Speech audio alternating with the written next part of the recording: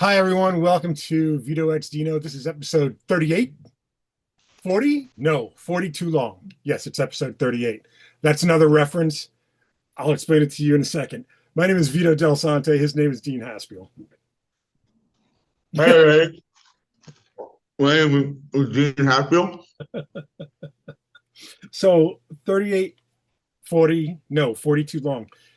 I've mentioned my friend Chris Shava, who lifelong friend, it feels like. He's the one that taught me all about making podcasts and stuff like that. Um, because he had started a bunch of early ones that I remember. He and I used to quote Andrew Dice Clay trying to order a suit.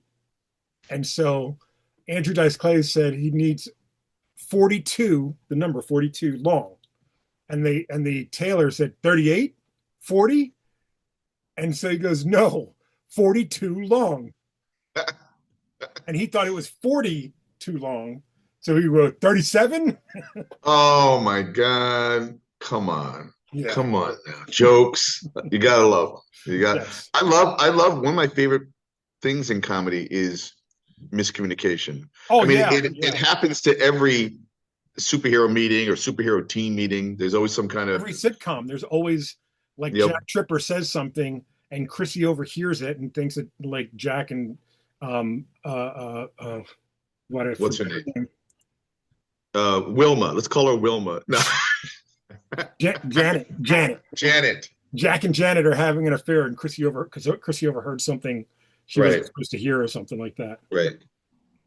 I actually started watching, and I hate saying started watching because usually I watch the whole thing, but I started too late last night, so I watched half of it. The new Shane Black movie on Amazon Prime Oh, called what's it Play. called? It's called Play Dirty, Oh, I never heard that and one. it's great. And what's interesting about a Shane Black movie, not only does it always take place at Christmas, or at least the best ones, Yeah. but he'll introduce a scene or a scenario or a character that you've seen a million times. Mhm. And you're like, okay. And right as you think you know what's going to happen, he always throws a curveball and does something you've never seen before with that scene. It's almost like he challenges himself Yeah. to work with tropes or things that are common and that people know. And in a way, I feel like, at least in my work, I try to do that. I'll set up a scenario where you've seen that a million times, and then I try to throw a curveball because Mhm. that's the fun of it, right? Like, do you feel like you've ever done that in any of your work? What do you mean, like tropes and stuff? I have tons of Well, tropes. no, not the right, but to use an established kind of scenario, and then suddenly there's this like left turn. Uh yeah, sometimes. I don't think I'm conscious of it. Give me an example. Oh God. I mean, in my work, like for instance, if well, I'll use COVID cop.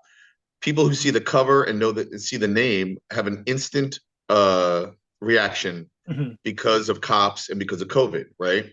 And also the cover is not helping because it's like this monstrous, virus infected cop, Yeah. right? But I kind of joke with them after I say, well, I'm trying to take the piss out of the pandemic, and you read it first before you judge it, obviously. Right.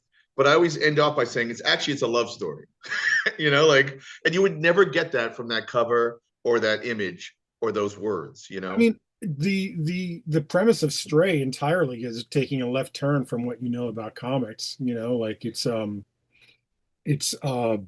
basically Batman and Robin. Robin grows up, quits being Robin, and then decides he's going to be Nightwing after and it's like the first 3 pages of the first issue of Stray, you kind of know who everybody is, and then all of a sudden I kill the Batman character, and then you find right. out the Robin character has been selling drugs and That's um, great. promoting parties and stuff, and it's like, oh, you don't really, it's not And really.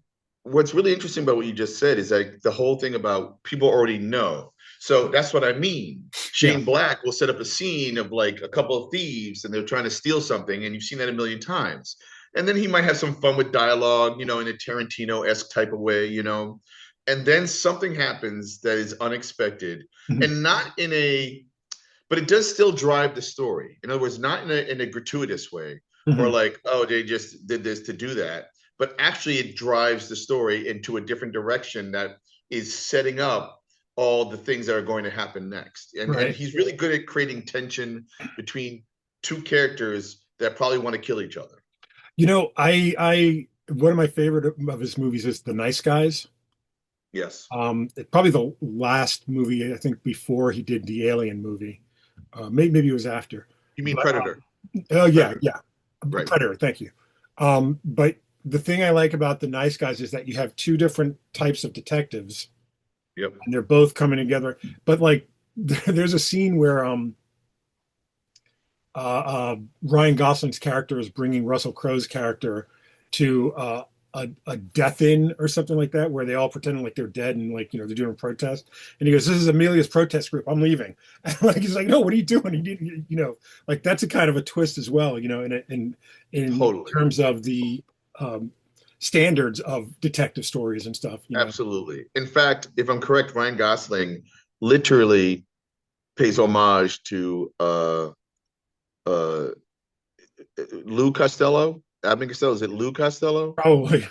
To Lou Costello in Frankenstein. Oh yeah, when he did. When he's starting to like gasp and he's trying to like say the words, like, Yeah. kind of thing. And it's like, where did this just come from? Like, I don't know if When that was he a was Ryan he Gosling was thing or a he was Shane Black thing. was he high on something? No, he was drunk. No, he sees a dead body. Yeah, He because he falls rolled over over the hill. down the hill and comes upon a dead body. I'm watching that And movie tonight. I love that movie. so check out Play Dirty. I haven't finished Yeah, it, but yeah. I did have a note that I wrote down today. And I'm gonna say it out loud on this podcast as a way to almost copyright it. Because you mentioned bootleg, right? Hmm. And we've been talking bootlegs a lot lately. And I thought of a title for a series that would, in the title alone, hopefully give creators the leeway to do a bootleg comic because that's the intention of the series. Hmm. And also, I was thinking anthology. I was thinking some people don't have 24 pages to do a bootleg comic, and why would they? I know you wrote a 12-pager that you're expanding on of your own. Hmm. And I was thinking it's cool to have your own singular bootleg, and that's fine. But let's say you just want to do 4 pages or 6 pages, right? Could there be an anthology? And the working title I have is not only calling the publishing concern Bootleg Comics with an X, right? That's important. Duh. But and so you're acknowledging it, Hmm. which is kind of against, I think, the bootleg rules probably. But anyway, and the idea was Bootleg Comics presents superhero satire protagonist parodies, right? That a So you get title? there's satire and parodies in, or it's a working title, to say what it is, so that legally you're already should be off the hook, Mm-hmm. and you can come up with a cool title. Actually, I told Russ Kazmierzak about it, and he had a working title called Hero Worship, Uh, which is probably that's more good. up your alley, Yeah. So, and that's not bad either. I was thinking, what would my bootleg be? And I just wrote down 2 thoughts. Was Hmm. Fantastic Four, obviously, and Yeah. I do think I should probably do a Batman myself. Mm. Russ says he wants to do Cloak and Dagger, but Wow. looking at these notes that I just wrote down today, I would love to try to assemble a group of people, and we'll talk about it, Vito, off camera, Yeah. uh, of who we might want to, invite to Approach. Yeah. this project and maybe build it out for a year, whether it's 100 pages, 24 pages, whatever it is, Yeah. like, and come up with something that could be a lot of fun. We got to get Jimmy on it. Jim Rugg? Yeah, absolutely.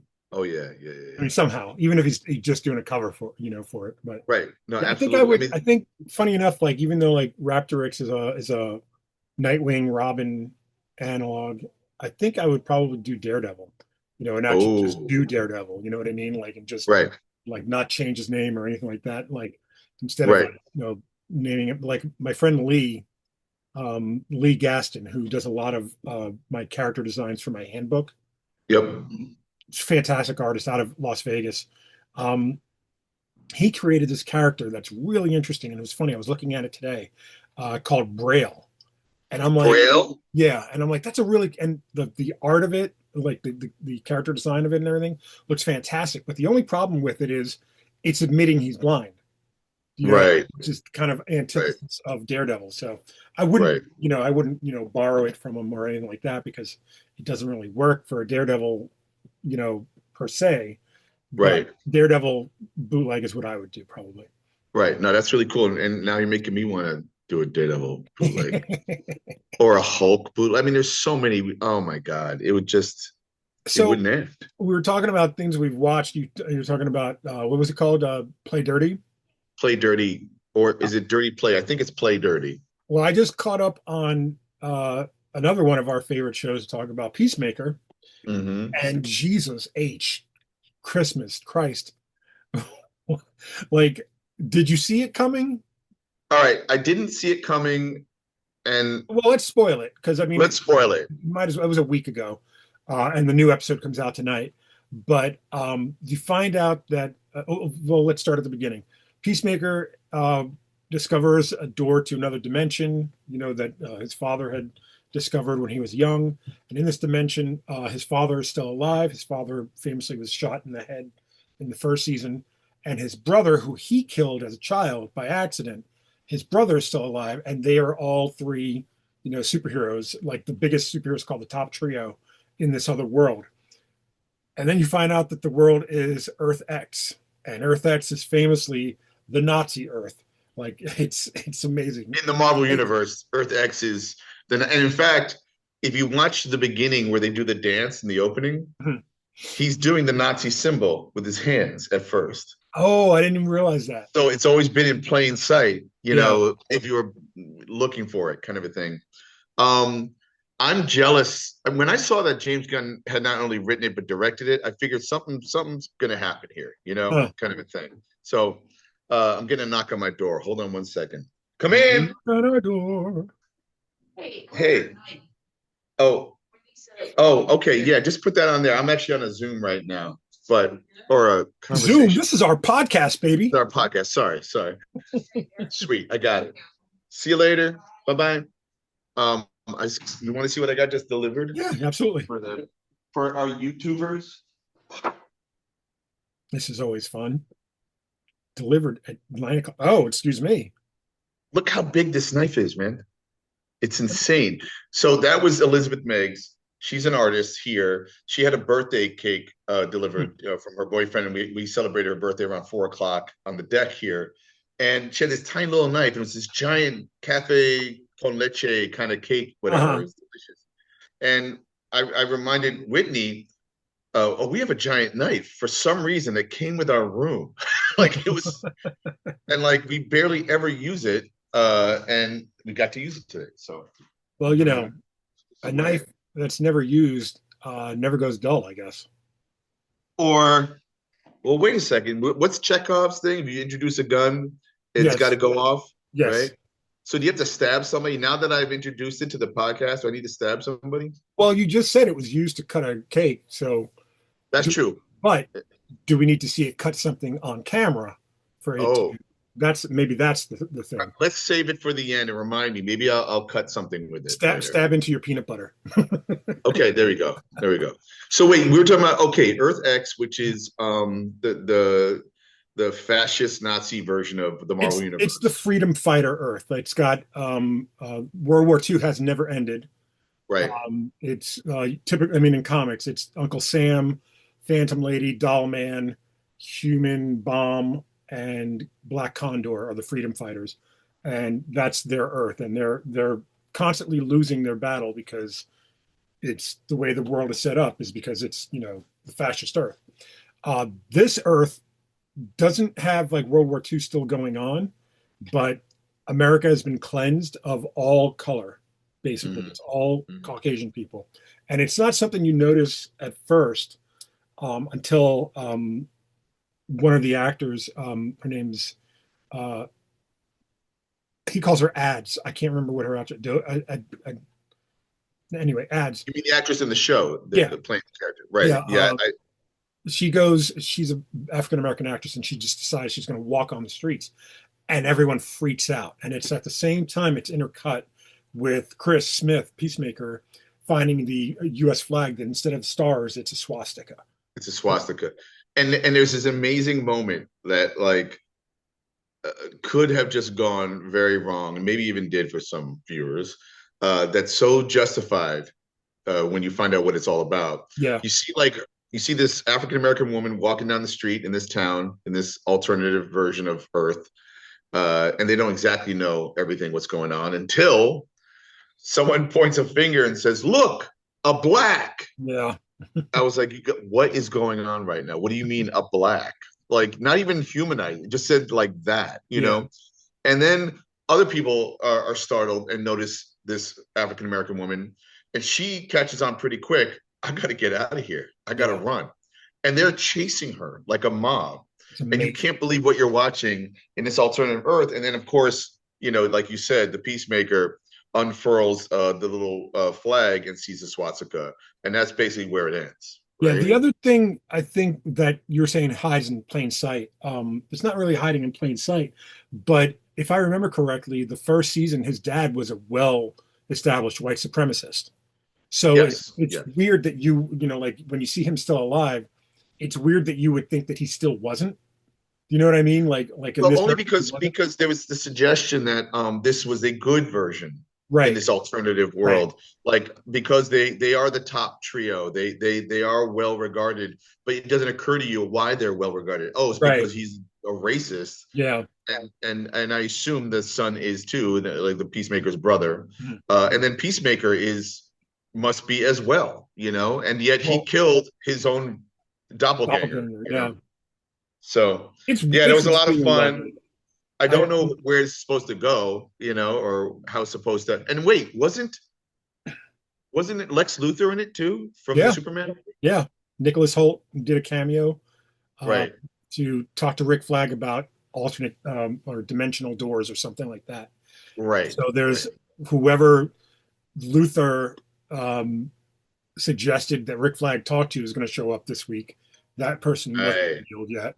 right, And it's only two more episodes. It's tonight and then next week. There's only eight right. episodes this season. Sure. So this is going to be interesting to see how it ends. No, and then where does it lead to? Because now they're picking up the Marvel baton and literally knitting together the TV shows with the movies. Yeah. I guess starting with Superman, James Gunn's Superman, now Technically, with Creature Peacemaker. Commandos, the cartoon, because Rick Oh, Flag okay. appears in Superman and in this, but he Oh, right. established as the same actor in the Creature Commandos cartoon. Actually, when you think about it, Suicide Squad, Right, because that's what James Gunn wrote and directed, the second Suicide Squad that has a lot of these characters that right, are right. intermingling their stories. So, all right, well, it's fun. I mean, I got to admit, there have been certain parts of Peacemaker season 2 that I felt were like a little padded, with some of the other characters, and maybe some of the dialogue was a little corny is not the right word, but just taxing for Hmm. me. Like, I I just like thought it was okay. I like the Michael Rooker character and like the fact that Eagly is like this major eagle in like Yeah. Native American history or something. It's Incredible. Yeah, yeah, I mean totally. it's I so love good. it. It's ridiculous in all the best ways and it's fun and Yes. it's its twists and turns are exactly where you would hope they would be. You know? And it's got the most important ingredient, a heart. Yeah, yeah. So that's what I care about. So yeah, no, I love it. And I keep thinking, why am I not in James Gunn's writer's room? But it's because I'm doing my own thing, man. Yeah. You know? All right. So I wanted to talk about my impending Kickstarter, but did you have a Yeah. couple of other topics? Well, Or it's we funny. The only other topic I really had, you kind of breezed upon. Let's talk about that first before we go into your Kickstarter that you're about okay, to launch, okay. because it might actually lead into it. You were talking about twists in stories and like a second ago. And one of the questions I was, pondering this a couple of days ago and, throughout the day today was when you start a story, how do you start the story? You know what I mean? Like not so much the art of it, I think that's when you're an artist, I feel like you kind of know the visual you want to start with.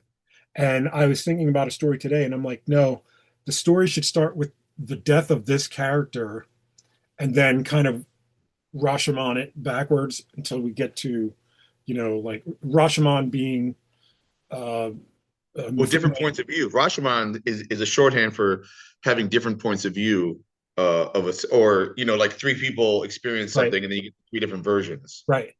And so I was thinking, maybe I do that, or, instead of doing straightforward, start in media res, which is like in the middle of the story, and then, work backwards and stuff. So when you contemplate your stories, especially like thinking about your upcoming Kickstarter, do you play with where you're going to start the story as much as, say, like say Martin Scorsese, or something like someone like that. Like think about Goodfellas. Goodfellas starts in the car on the way to get rid of Billy Bats, and we don't Hmm. see that pay off until the middle of the movie. Right, right, You know what I right. mean? So like you build, you start with that one scene, and then you build everything up to that scene. I Um, feel like that kind of like that example you just gave about Goodfellas. hmm, I almost wonder if that happens in the editing room. In other words, you get Interesting. enough coverage that you go, okay, we have this whole scene, but the movie's going to start off a little slow. So why don't we start off with a bang, of like this other stuff going on, and then we'll explain it later. Right. We'll cut back to it and play with time a little bit. Um, it's funny as an artist, I want to cut to the chase often, and then find these moments where I can pause or have, something an exchange between people that are quiet or whatever. As a writer, I truly understand wanting to start at the very beginning of a story and starting with, waking up in the morning and then the making coffee and having breakfast and having a conversation. And then maybe 5 to 10 pages later, there's some kind of obstacle for, to where it starts to get like, okay, what's the conflict, kind of a thing. I think writers do that more than artists. I think artists don't want to draw the domestic stuff, so they're always trying to find the more bombastic stuff to draw. At least the kind of art that I grew up admiring and reading and then doing my as well. But I'm a very seasoned autobio, memoir artist where a lot of life is kind of boring to draw, And you you also know, have to start at the beginning for it to and you actually. have to establish and stuff. So, for instance, when I'm thinking about a story, I go, how late can I start? How late? So that we're in the moment. Yeah. The problem is when you get to the moment right out the gate with the conflict. That's cool because you try to put yourself in their shoes. What would you do in this moment, right? Right. But there's not enough of getting to know these people yet to care. So the magic trick is to start off with some kind of conflict, but also give us something about them, or who am I dealing with? Who are these people? Yeah. I Because you can't assume. I I'm doing this book with Matt Major called The Eyes of Odin, ODIN, which stands for the Office of Diplomatic and International Negotiation, or Domestic and International Negotiation, excuse me. And the lead character, is someone from Stray. And so I wanted to quickly establish that he was from Stray, but he's now taken on a new identity and he's doing something new. So what I did was I stole the Grant Morrison All-Star Superman thing, where like the first three panels are doomed planet, you know kindly farmers, Man of Steel or something, whatever it was. I should have it memorized. I've read that book so many times. But what I did was, instead of just doing like one caption or anything, I had that character talking to camera, explaining who he was. Like, this is where you saw me last.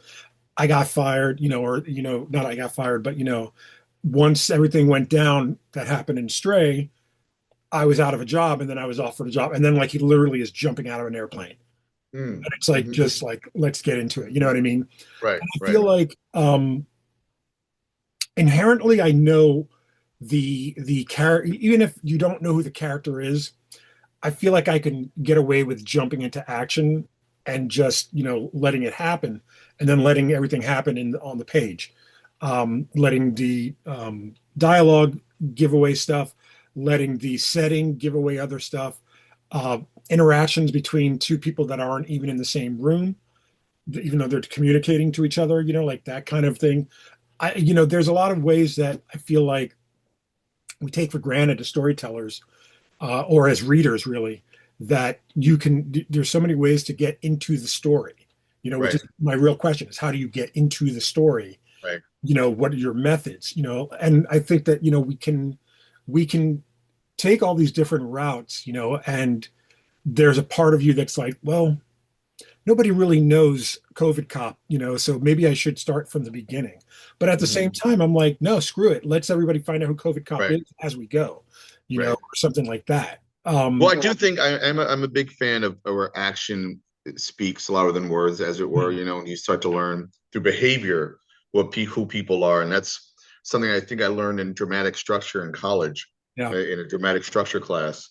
And because reading comics, I mean, listen, Peter Parker, Spider-Man, does it the best in a lot of ways because he's being a superhero, but he's thinking about Aunt May or his job or like not hurting the feelings of so and so, whatever, or what kind of date suppose he's late for or something. yeah. What I always appreciated about Claremont's X-Men was he would do these stories, these big, sprawling stories that lasted, you know, a year, if not, like 6 or 7 months, and then like would have that one issue where they're playing softball or Yep. they're playing basketball or something. And it's like, oh, what a nice little breather. And then something crashes, on the Right. last page. And it's Right. Lalandra, and now they have to go out to meet the Starjammers or whatever and stuff. Right. Like I Right. always appreciated those quiet moments, but I feel like you can't earn those unless you actually build to that, and like you have your climax, and then like it's less the beginning of a new story and more the end of the last story. Do you know what I mean? Like it is Mm-hmm. like the softball games or whatever are kind of like the post nut bliss. You know what I mean? Mm-hmm. Mm-hmm. Of Mm-hmm. comic books. And then all of a Right. sudden, like boom, now you're getting ready Right. to go again. Right. Post Yeah. nut tragedy, excuse me. I mean, I'm looking at Indiana Jones right now. I'm thinking like that first 10-minute, 20-minute scene, which is the end of a whole other movie. Yeah, yeah, That first scene. yeah, And then the credits roll, and you're like, oh, the movie's starting now. But we've just learned a lot about a guy named Indiana Jones based yeah, on just what he does. We don't know what he really thinks about or who he is. Yeah, we find out later he's a teacher, an archaeologist teacher. Like, what? This yeah. guy? Kind of a thing. So there's always fun ways to like when to drop dime on something. In fact, I'm working on a second COVID cop story right now, but I already have planned for the third one something that goes back to before COVID Cop 1 Hmm. because it's something I didn't show, but I also trigger it in 3 so that we have the reason why he's thinking about it now, then, later. Hmm. And I've seeded that and I've been thinking about that. And in fact, if we can a little bit go, should I start talking about my Yeah, let's do Kickstarter it. or Yeah, absolutely. Because this is so where it leads into. I've been hinting at me launching a fifth Kickstarter, a fifth deep cut comic by me, Dean Haspiel, and I'm calling it Dean Haspiel's Antimatter, and it's an anthology, a one-man anthology comic book. I'm not so sure how many pages the first one's going to be. It might go from 32 to maybe 48 or 40 or something. I'm not sure yet. I do have a 24-page COVID cop story called COVID Cop Insurrection. And that's the second COVID Cop story. And you don't need to have read the first one to understand the second one. And but of course, it's good to get it all. And it's something I was looking at the date of when I wrote it, and it was like June of 2023. Hmm. So I had written it after I did the first COVID Cop, and then I put it to the side. And Vito, I swear, I went to dust it off to start like, let me edit this and make sure it still works, whatever. I changed nothing. Yeah. It's crazy. And it's crazy. This story gets crazy. Okay. I And it has a remember great ending. you showing me the cover like immediately after you had done it.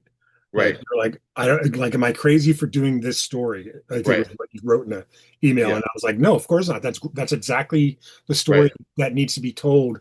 And the Right. cover is just like, Well, it's a little bit of a statement, like, hmm, and again, once again, it is about that, and I'm not spoiling it right now until you see the campaign, but it is about that. It is and it isn't, right? hmm, So, I was having a conversation with our guy Peter Rostovsky today, hmm, and he sent me a link to an artistic movement, an artist movement that wants to launch something on November 21st for a few days, where a bunch of artists of all kinds kind of ally and make some kind of creative protest with their art. Okay, whether it's theater, drawing, writing, song, anything, you know. And we were debating whether to be a part of it or not. And I was thinking, well, I don't necessarily, you do it every day, Vito, but I don't necessarily put out my political point of views. But if Right. you know me, you know me, you know Right. where I Right. Right. stand. Okay. And it's not that I'm afraid or I'm thinking ICE agents are going to come after me or something like that, or I'm going to be put on some list.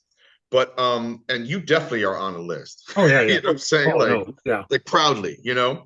Um, it's just more like it's just not my bag. But I said to Peter, that I do somehow insert a little bit of how I feel about the world in my work, you Mhm. know, and I try to keep certain things evergreen, you know, versus tackling one specific thing, you know, in terms of politics or mankind. And I have broader kind of, you know, a broader take on things. And so I was saying to him, like, are we creating a target to put on our backs by being allying with a group of other artists on a website and Mhm. handing that over to Trump and ICE agents and whoever? You know, however it's going to go down because things are getting fucking worse somehow. Right. But I also have faith that, you know, that they're actually a lot less than what we think they are. You know, just like on Twitter, when someone tries to cancel you or bully you or whatever, and you think like the whole world is like these six people. Right. It's just six people sometimes. Yeah. Now, in the case of Trump, the Trump administration, it's people in power, Sure. you know, like real power. Okay. So that's where we have to like battle and figure this out, you know. Yeah. And I'm not even taking side. I'm not saying I'm super democratic and I'm not Republican and I'm somewhere in the middle. But what was your what Well, were you gonna say? like I mentioned it on the show before. This story that I have called "The Beast Within," which is a Stray story, where the crux of the story is like I kind of bottom line it to we have always punched Nazis. Like Mm-hmm. that's we have always fought them and we will always fight them and we will always win. And that's the story, in a nutshell. And Right. what people don't always realize, and it's in the story, it's clearly in the books, but Stray is a legacy character. His legacy goes back to World War II, where his grandfather was the first Doberman who fought against Nazis. And then so his father then, being a superhero, he fights his own Nazi. And then his grandmother was also a superhero. She fought, and it's like all these different stories from his life. And he's just like dealing, now he's got his own to deal with. Mm-hmm. And Mm-hmm. it's a very it's very, I think, pro America, but not pro whatever this is. Do you know what I mean? Whatever this is going on right now, this Right. Uncle But Sam. I think enough people will read it and go, you know what? That's right. That is the exact, thing about America is that we are a nation that has stood up to these, bullies or, these fascists or whatever you want to call them. We've stood up to these people before. We can do it again. And it's not a rallying call as much as it is a reminder to people that who we are has not changed. Right. That said, the main villain in the book has on his shoulder, on his jacket, the same insignia that Secretary of Defense Pete Hegseth has on his chest. You know, Wow. so I'm saying something, even Yes. though I'm not. I'm saying, I'm kind of interlacing it into, the art as well. So, Yeah. Yeah. No, I appreciate that. And again, I think people know where I stand in my work, you and know. I think, for me, like I don't worry about being on a list. If I'm on a list, it's probably the best list you could be on. You know what I mean? Um, True. that and there's a there's a I think I don't know, he wasn't from Colombia, but there was a Latin American writer by the name of Hector Osterheld, who wrote a book called The Eternaut, which was turned into a Netflix series, I believe. He also wrote a book called Mort Cinder, which I think one of the Breccias drew. Both, I believe, are available from Fantagraphics, so please go out and pick those up. And he was basically not a political dissident of his country, but basically, they looked at his work and they said, no, this guy's got to go. And so they disappeared him just off the face of the planet. Nobody knows what he did. Nobody knows where he is. Nobody knows if he's alive or dead. He's probably dead at this point. But, like I look at that guy and I'm like, if I were in that same, list that he's on, that's fine with me. You know what I Hmm. mean? My kids know the truth about who I am and everything. So Hmm. that's Hmm. all that matters. Same with his No, stuff. and we've seen these lists over the years, like, and they've changed, but they're always about usually the same stuff, Yeah. and listen, I'm okay with being on that list. I just like I want to spend more of my time crafting these stories, and rather than having internet conversation, about it, Yeah. There's social media also, type stuff. I would love to not share so much about myself, Right.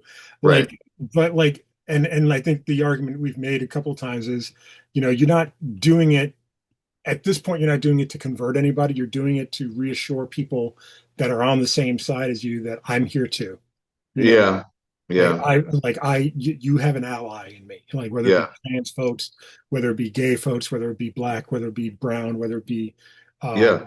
Asian, whatever, like you have an ally in me. That's really all that I Absolutely. up to. Absolutely. And the more the days go by with the things that I kind of skim the headlines and from all kinds of sources, and I'm just like, you got to be kidding me. I don't understand what's happening. Like, I don't know how this is happening.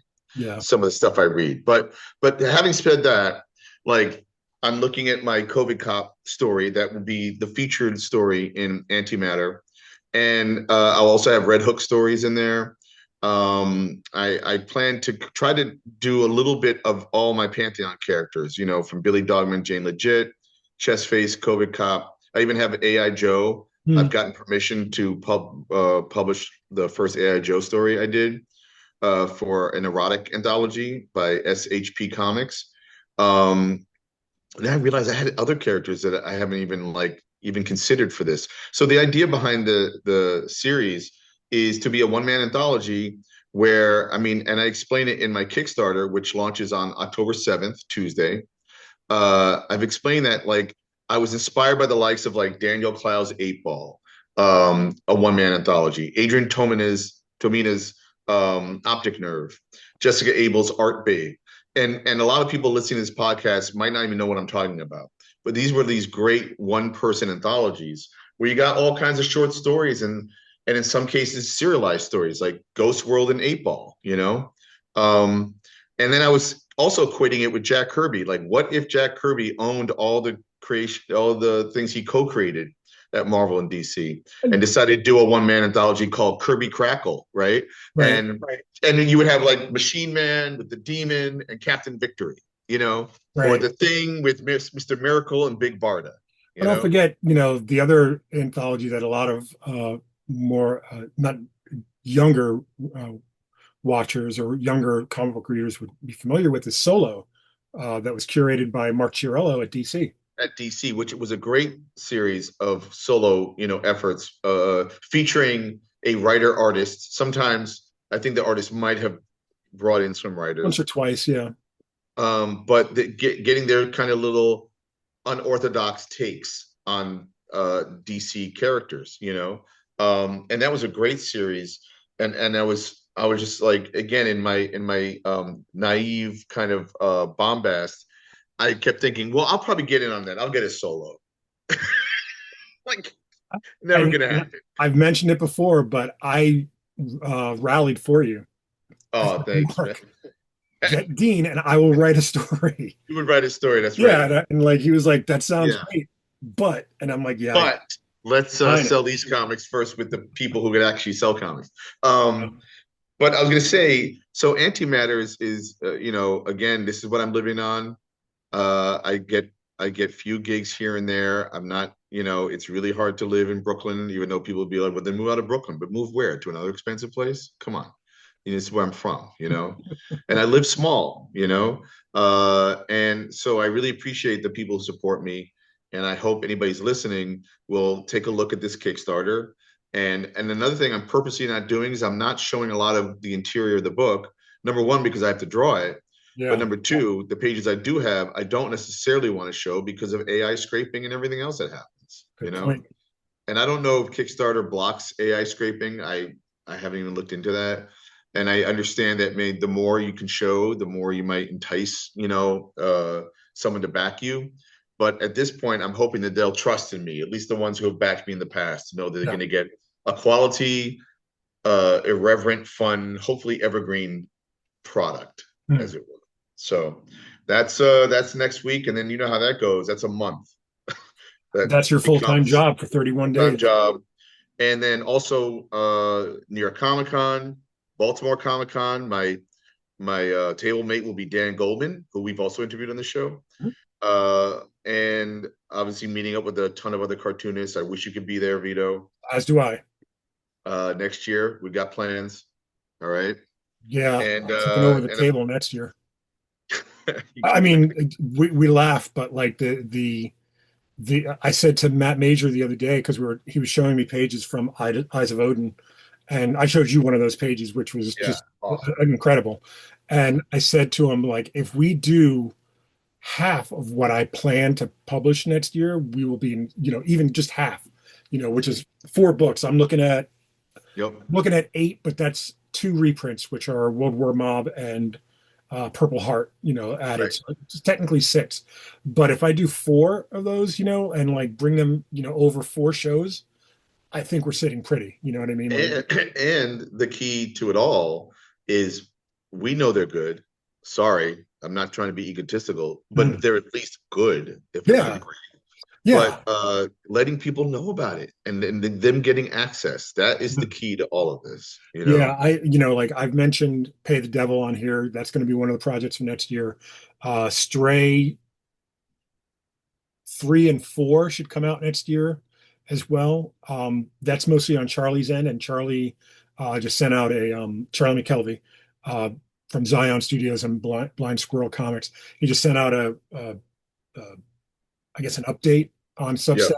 saying that he was going to ramp down his publishing plans. So I don't know exactly, how Stray will fit into his plans for 2026, but I know that, he's mentioned, end of 2025 into 2026.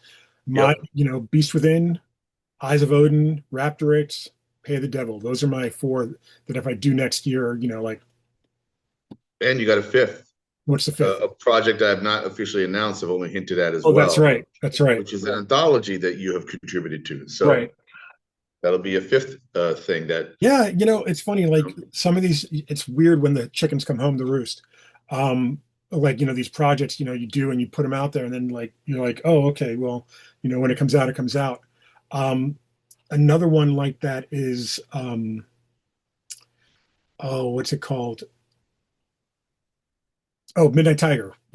So Ray has oh, asked me to write something for Midnight Tiger at some point. right. Maybe not this issue, but like, coming over, and again, his Kickstarter's live. So go ahead and, check that out as well. Link is in our bio. But, think like, oh yeah, I haven't even written that yet. And then like, I don't know when I'm going to write it, but it'll come out next year, I'm sure as well, That's so right. it's That's right. like You just do it. when things hit, they hit pretty well. Yep. I was uh I was thinking about like what could be the little short stories I could write for Chessface or Billy Dogma, and this is also part of the creative process. And I'm racking my brains and I got nothing. Like there are ideas for longer stories, but I was thinking what would be a little bit of a morsel, a really a precious little morsel, to be when I'm not like deep diving on them. And I was just kind of bereft of ideas. And then I went and hung out and I saw somebody play some music and suddenly I have a Billy Dogma story. Yeah. Or I'm riding a bus or something, or driving a car for 3.5 hours and I'm busting out my phone and I'm like talking to it, trying to work out an idea, because things just happen if you Yeah. let it. So I love it because sometimes when you think too hard, you can't do anything. I don't know why, It's you true. know, It's it's true. crazy. So you can't always force it. I, What was the song? If it don't fit, don't force it. Just yeah, let it slide George in. Clinton, the That's Parliament. right. Yeah. for sure. But yeah, I find that a lot of my ideas are based on characters anymore. And then when I have the character, I know what their story is. Like as soon as I look at them, I'm like, I know what your story is. You know what I mean? So like there's a couple like that that I'd like to do, next year as well, like a couple of one shots. But I'm very like I said, I'm happy with what could be a good output next year. Well, I'm looking forward to 2026 for many reasons. One being, I hope our world is a little bit better. I don't know why I'm shifting to another year for that instead of like tomorrow or tonight. But things take time. But also because I do think, in a lot of ways, the comics industry got hurt in 2025 with You're Diamond not and everything wrong. else. You It's know. funny because like I was looking at the whole diamond mess a couple of days ago. I was just like rereading a lot of the stuff and wondering how it affects not publishers but creators. Like how does it, how do we as creators deal with the idea that diamonds holding on to stock, like and we can't get them from publishers and publishers can't. And I was just reading stuff, and in that in that time I was reading it, I was like, Jesus, this started at the end of last year and it's still Mhm. like Mhm. everything is so precarious and balanced, like, you know, on eggshells. Like it's like Mhm. there's no clear answer yet. I don't even think Mhm. stores know where their next, shipment's coming from unless it's Marvel and DC. Like Yeah. everybody, there are a couple other ones, like through Penguin and through Lunar that they can get, but like you look at it, you're just like, oh, man, the state of the industry is just, And it's you so heard, precarious. it's really precarious, which is why we talk often about our independent crowdfunding comics right now. I guess the U.S. Post Office still works. Then, but but I was going to say, I don't know if we talked about this last time, but I feel like Image is brokering a deal with Diamond, Yeah. and one thing, in a good positive way, and I think one thing I read was that they're going to start offering uh uh, their graphic novels to comic book shops a month before bookstores. Yeah. So that's interesting because that's only helping out the retailer, the comic book retailer. So we'll see how that pans out. But I Yeah. think that's a positive right there. So, all right. Was there anything else? Because then we're going to get back to our No, list here. let's get into the fun stuff. We talked about some bummers, Okay. but also some positive look Yes. ahead to. It's so weird. Today's October 1st. Yeah. Do you know what I mean? Like this year just Oh no, today's October 2nd. second, thank you. October 2nd. Like Yep. like this year just flew by, and when you think about it, like this is episode 38. We started at the beginning of the year, like we only Yep. missed really 1 week because of a technical issue Right. with my computer. But man, like it's so weird. We're gonna have like a year of these in the can, like in weeks. Yeah, basically, it is weird, and I feel like a lot of podcasts or a lot of things that are recorded become what do you call it? Like witness Mhm. to to our times. As long as we're discussing it, it's becoming kind of like what do you call it when someone like let's say you what your experience with 9/11 was. Don't they have a thing where you go and you can discuss it? That's called something, Like a right? time Not capsule. like a time capsule. Basically, we Mhm. are creating a living time capsule. All right, so going to back to the list. The list is a comic creator versus basically, and we're not here trying to like bash anyone because we love all these artists. It's just trying to find like these connections between two artists that are somewhat similar, or maybe not for the obvious reasons. But I'm going to start off with a softball, and okay, we'll just do this. Sal Buscema Mhm. versus Don Perlin. That's rough, man. Uh, I So would, let's put context into yeah, these I would guys. venture to say that Sal Buscema is probably best known for his inking on a couple of different things, but he had a long run on the Hulk, I believe. And he drew, not only did he draw the Hulk I read, written by Bill Mantlo, he also drew Walt Simonson's Thor after Walt stopped drawing it and kept writing it, including a Balder miniseries, I Mhm. believe. Uh, he's John Buscema's younger brother, I believe. Yeah. And clearly, unless they both drank the same water, which they probably did, like they had similar styles. John was the better draftsman, Yeah, you I think know? Sal leaned a little more towards the Kirby style. You know, Sure. I think If you he had a had little to, blockier, like kind of sure. figures. Or he had a shorthand. You see, like if you ever seen John Buscema page, often if you turn the back of the artwork, there's all this gestural drawings, and he Mm, did tons of gestural drawings just to loosen up. His gestural drawings alone are better than most artists, like right. just the gestures. Okay, so Sal, who I came to admire, I think when I was a kid, I kept thinking, oh, they got this guy in the book to make a deadline or something, which Yeah, I think right. he was a really good deadline artist. Well, because he Um, wasn't wasting time doing gesture drawings. He probably just, what you know he what I mean? just Like went he just knew probably exactly, like, this is a deadline. I have to get this done. I right, don't have time to waste. Let's look at the story. And I mean, you think about it, he's got to be a fantastic storyteller, in his own right, just like his brother, like just like everybody yep, else, because they're working from a script that does not have panel descriptions. They're working right, from basically a paragraph that says, this is what happens, this is what happens, and then this is what happens. That's the end of the right. issue. Go. Am I wrong in remembering that Sal also worked on maybe it wasn't the Spider-Man newspaper strip. I know that Alex Saviuk did most of that, I but think he worked on Spectacular Spider-Man, maybe maybe that's what I'm Spectacular thinking. Spider-Man, Yeah. but he worked on almost every Marvel comic, Mm, and again, I think he was a guy that they could trust. Just like you would get certain inkers who could bang out a book that you weren't your favorite inkers either, right. like these were yeomen, these were workers. And Um, Don Perlin, let's see, Moon Knight, he co-created Moon Werewolf by Knight. Night. Yep. I believe like he did a lot of those. I want to say he did a lot of epic stuff, but that might be unfounded. I'm No, I not. don't think I think he did, and I should have done a Wikipedia, whatever. I should have done an internet search, but I believe he drew the Defenders. That sounds right. Um, again, another good artist, not necessarily a fan favorite. Like when I'm looking at Don Perlin, I'm just coming off a George Perez comic. When I'm a kid. And I'm like, this works, this is good, but not that pizzazz.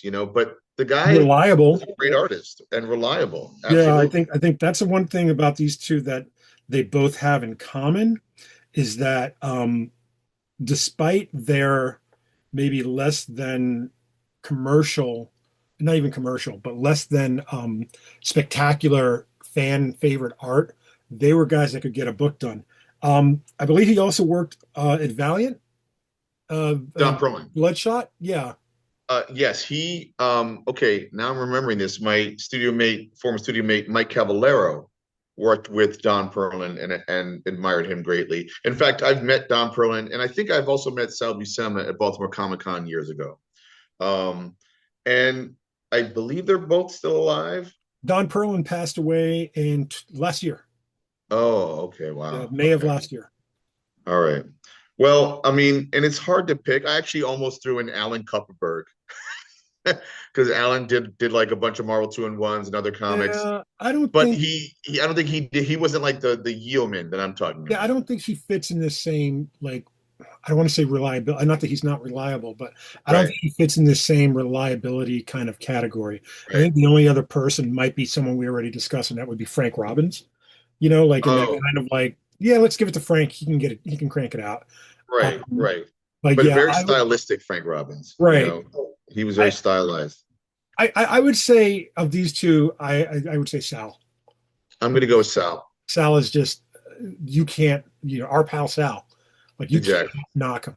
You know what I mean? Like I mean, he might not be everybody's flavor, he might not be Right, everybody's cup of tea, but my God, right. that guy, like Agreed. he can put out 30, 12 comics in a year. You know what I Right. mean? Like, and that's not something everybody can do anymore. No, not at all. And he could probably still do it. Yeah, All right. The next one. So Sal Buscema. Big ups to Sal. We love you, Don Perlin. yeah. Um, Rest in peace. the next one is gonna be a little bit okay. Billy Graham versus Dennis Cowan. Well, Dennis Cowan is probably best known for his question work with Denny Denny O'Neil, O'Neil. but also with his milestone work. on I want to say it was Hardware. Was it I think Hardware or so. Icon? Now I'm going to look it up. And he, when I was an assistant to Chaikin Sienkiewicz and Simonson that year, he was also there and he was working on Vigilante and the TV series. Um, and he came to develop a really cool, like illustrative, sketchy style, you Yeah. know. Um, and I mean, I'm doing a very obvious thing is two African American artists, Billy Graham, who drew Black Panther. I Yeah. think Don McGregor's Mhm. wrote the stories. I'm not too familiar beyond Black Panther what Billy That's Graham might have drawn. that's my issue too. I think Billy worked on what was the name of that character? It was like the first black female character. She was like a butterfly. Uh, For Marvel or DC? no, I think it was an indie. I think it was Oh, like interesting. a something like public domain at this point, but something nobody can really lay claim to. But And Dennis has more of a wider, like a broader, catalog. And he also drew he did an interesting Joker story. He drew a really interesting Captain America, Black Panther, World War II story, I believe. hmm, Um, and he's awesome. So I think it's a little unfair because he obviously has more work to recommend him, yeah. than Billy Graham. Billy Graham had a really interesting art style and did really cool layouts. Graham also died kind of young. He was born in 35, died in 97. Right. So you're looking at like maybe 60, 62 years old, you know, Yeah. like Yeah. whereas Dennis is still drawing, Dennis is still doing work. Oh, Um, and Dennis also did Power Man and Iron Fist, and I'm wondering if Billy Graham drew Luke Cage. he did. He did. I can show Okay. you the cover. Oh, cool. It is Heroes for Hire number 15. You get that there. Oh, see, he's awesome. Yeah, He was he's awesome. got, there's something super, it's a shame. Like you look at his bibliography, and it's very small. You know what I Yeah. mean? Like it's not very many things. Whereas you look at Dennis's, and Dennis is like on Wikipedia alone is just, Billy Graham is almost like the black Jim Steranko in a way. I could see that. I mean, looking Like at his very work, stylized, very unique, very you're looking at a Billy Graham comic, uh, and not as much output, right? mm, Whereas Dennis grew up, like I always say, creators grow up with that do stuff in public. You grow up in public, yeah, like, and he went from, uh, you know, uh, a good artist to becoming a very unique and great artist, yeah, So, I mean, I'm gonna have to go with Dennis because also I'm a same, little biased because I know him, right. and his breadth of work. I mean, the question alone, I think, with That informs Sienkiewicz, just about everything about about what his and his milestone work. I would say both of those yeah, kind of inform everything about his potential. right. Um, God, I wish there were more Billy Graham comics. I That's know, the right? best thing you could say I know. about somebody. But at the same time, um, the mark he left on the comics that he did do, uh, you know, stylistically, like I can see his work in somebody like a Dominique Stanton or a uh, what's his name, I Damian don't know. Scott. Uh, Oh, but who was the first one? Dominique Who? Stanton. He's currently doing a, I want to say it's a Batman webtoon story for DC or one of the webtoon stories for DC. Oh, Like wow. he's fantastic. He's a really great guy too. But I see a little bit of that style, just looking at a couple of pieces in those two guys' work. Right, right. And I can only hope that Billy's an influence on them. But yeah, Oh, that's great. All right. Next up, you're gonna have a ball with this. I oh feel boy. like this is your thing. Dan Jurgens versus Jerry Ordway. Nope, nope, nope. It's Jerry Ordway all the way. Oh, I mean, I mean, so not there's even a no discussion. look. I mean, I will let you No, you're defend. right. You're right. You're No, right. I will let you defend Dan Jurgens, but Jerry Ordway drew the very first issue of All Star Squadron that I ever picked up. This was I gotta set the stage a little bit. I was very familiar with Marvel stuff, just like everybody, and very familiar with Batman and the Flash, and that's it. So at this point, Crisis on Infinite Earths is starting to come out, and DC Who's Who is starting to come out around the same time.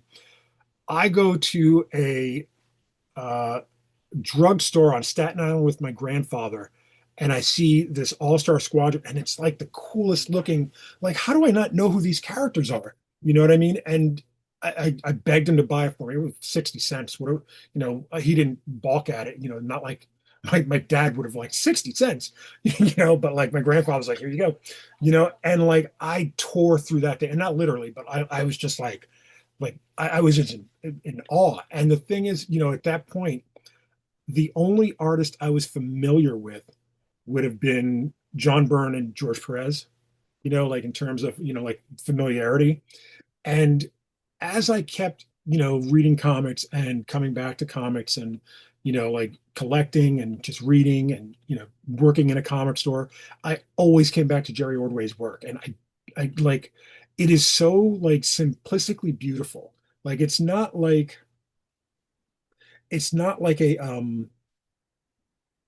something like if you took John Byrne and George Perez and you mashed them together or something, you got Jerry, but it's not. You know what I mean? Like Right. that's the easy way to say it. But Right. there's something so like his Shazam, Power Shazam series, absolutely breathtaking, page to page. Like just Hmm. drop what you're doing and go read those. They're amazing. Hmm. He wrote them and he drew them. You know what I mean? Yeah. So like it's not like it was him working with somebody. It was him doing the whole thing. Jurgens is the same way, but I find like it's so weird. Like as much as I'm like gravitational pull towards Jerry's work, I'm almost not repelled by Dan's work, his artwork, but like I'm just like, oh, it looks like everything I've seen Dan Jurgens draw. And I can't, justify it because Jerry Ordway has not changed his style much in the time that I've, read him. And like, but like I admire that guy. I adore him like personally, like as a person. His work just he is his work in a sense. Like when you Yes. look at his work, it's so friendly and welcoming and stuff, and he's the same exact way.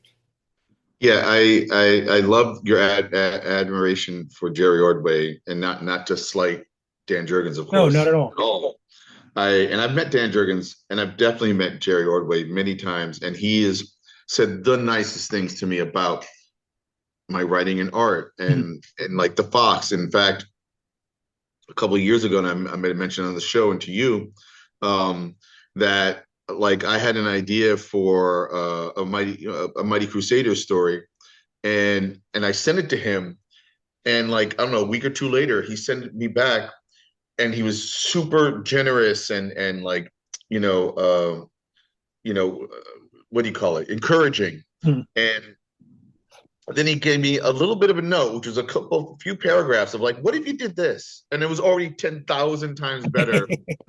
And like, but also where I kind of stopped was like, wait, I got to convince Archie to let me and Jerry Ordway do a Mighty Crusaders comic, you know?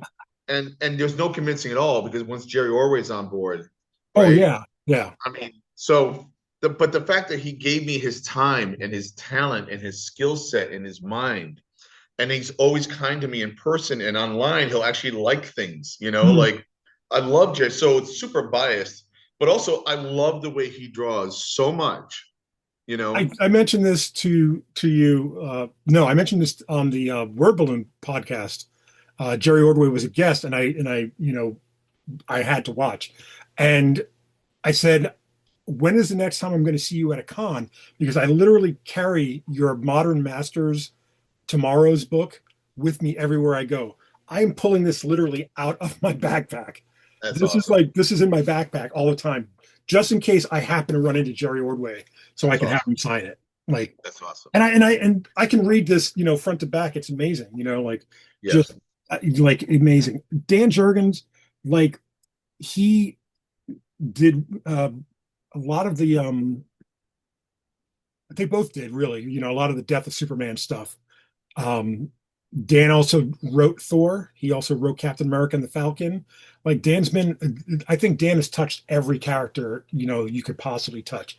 I think that's a testament to his work rate, his ability to tell a story, Mhm. and just to stay relevant, to tell a story that is timeless as well as timely. You know what I mean? Mhm. Like Dan Jurgens can do all that. Oh, he's got the chops, Yeah. but I think Jerry Ore has an edge for whatever reason, like artistically, Yeah. personality, and yeah. I mean, for me, and the other reason why I brought those two together clearly because they both write and draw. Mhm. They both have made serious contributions to comics, and they both are well known for their Superman comics. Yeah. So that to me was the Venn diagram of the Mhm. two of them. But I'm going Jerry Ordway all the way. Same. I mean, obviously, if you couldn't Yeah, tell by the way I yeah. nearly obsessed with the man. All right, next up, we're gonna slow it down. Kerry Gamble versus Keith Pollard. Oh, what an interesting combination. Kerry Gamble did a run on Superman, I believe, as well. One of the maybe Action Comics. Um, I want to say he did. Was it RoboCop or I don't Terminator? know. I think it was Terminator. I don't know. I know that the first that my memory is that the first one of the first comic books I read that I was conscious of, like looking at who did this was I think Fantastic Four number 197. It was Fantastic Four versus the Red Ghost.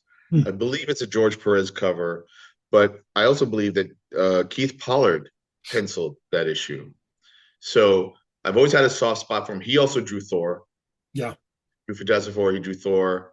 I don't know his other work, and then Kerry Gamble seemed to be everywhere as well. And I just felt like they kind of had similar styles, in their drawing abilities. Yeah, a little bit. It's a little hard for me to pick between the two, but I think for uh, just historical reasoning, I'm going to go with Keith Pollard. You know, Um, it's weird. Like I'm so unfamiliar with Kerry Gamble's Marvel work, and here I'm looking at his bibliography. I'm like, right? what? He's done more than I would have thought at Marvel. Marvel Team Up, in the Further Adventures of Indiana Jones, Doctor Uh-huh. Strange, like a lot of really good stuff. Wonder Man, Star Wars. He's done. Right. Um, I'm probably. It's so weird because those are two guys that whenever I saw their names on a cover, I kind of ignored, Hmm. and but I wasn't, distracted by their art. Like it's almost like they melted into their art. Do you know what I mean? Like, Yeah. Well, oh yeah. Pollard, I became a little distinctive to me because again, it was when I was starting to be conscious of Mhm. creators. Um, and I think Pollard probably also drew Spider-Man. Yes. Like I said, Thor. I think he drew Thor 300. I think he might have drawn FF 200. So for me, it's Pollard. Again, this game gets a little funky because I Mhm. feel like I'm slapping one person down and Yeah, praising another. I, I mean, like I said, it was always something where I would read the book because it was a book that I was already reading, or something, a character that I liked or something, and Right. then I go back and I go, oh, Keith Ballard drew this, or oh, Kerry Gam, you know what I mean? They both, again, like became their art more so than Yep. the personality behind the art, Yep. and I think that's one of the things about comics that is kind of unsaid, is that a lot of times because you're drawing these characters that are so familiar to everybody, you kind of disappear into who those characters are. Like it's less Dan Jurgens drawing Superman and just a Superman comic, you It's know? funny what you're saying is, and this is the what you're not supposed to, but I feel like publishers early on would rather you not be voguing and like Absolutely. tap dancing around your comic book and look it's me, it's and now you know my name, Yeah, I so mean, that but that was the point, like in other words there's the workman aspect, the deadline mhm, art, right? mhm, And then there's the one who's like flash dancing, right? And like and doing both, right? So that eventually they're like, sign me up. Let me draw cool comics that because they would maybe regulate or relegate certain human artists to just perform on books that had to get out the door. right. versus like let's put a little bit of zhuzh on this Well, I comic. mean, that's the whole reason why Image Comics happened. Like Right, artists right, started becoming personalities in their own right, and right, people started gravitating towards the books that they were doing. So they became more popular, more famous, and then they struck out on their own. right, right. Could a Kerry Gamble and a Keith Pollard do that at the time? Like at the same, Well, like here's a question: could they have done an Image Comics? I don't know. I don't think, you know, maybe Kerry could just because I've seen some of his uh, uh, storyboard work, like Hollywood storyboard work. I've seen Mhm, in different magazines and stuff. I'm not sure about Keith. I think Keith would depend on who he was working with, and mhm, who his co-creator would have been. mhm. It's very similar to a Will Spertasio, who fantastic artist, did Wetworks, but I don't think it was as good as when he had someone else writing for him. Right, You know what I right. mean? And we Um, don't know. I don't know how Keith Pollard writes or Kerry Gamble, but right. and just to not like remind people, these guys are amazing artists, like Yeah. incredible.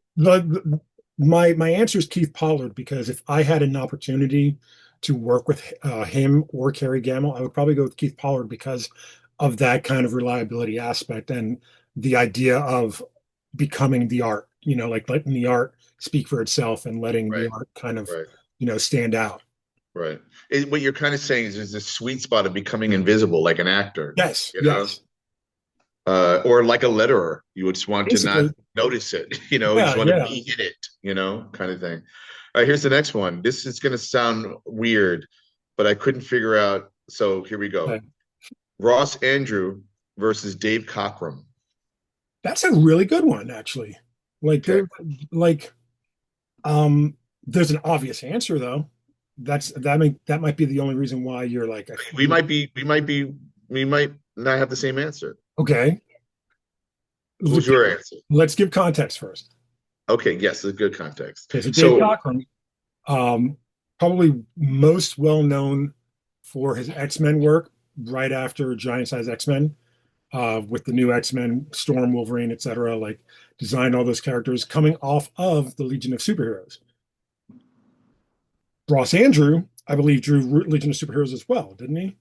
I think he did, but I know him. I just said Keith Pollard was my first Fantastic Four artist that I Of Ross Andrews, noticed. Spider-Man. Ross Andrew was my first Spider-Man Yeah, artist, you know?